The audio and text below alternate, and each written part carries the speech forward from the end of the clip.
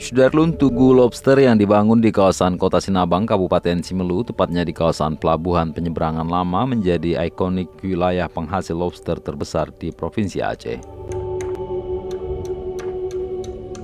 Hasil lautnya yang melimpah, komoditi lobster di Pulau Simelu bahkan telah diekspor ke berbagai negara. Namun demikian, Tugu Lobster yang dibangun pada tahun 2015 itu terkesan tidak terurus.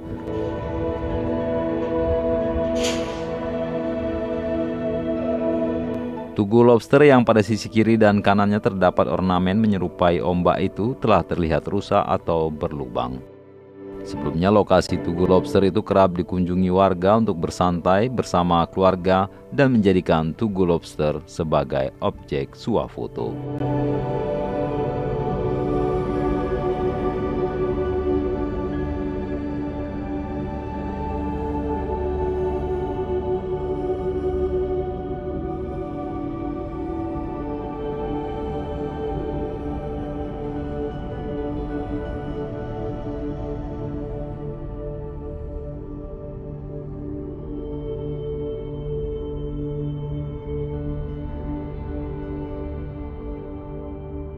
Dari Simelu, Sari Mulyasno, Serambion TV.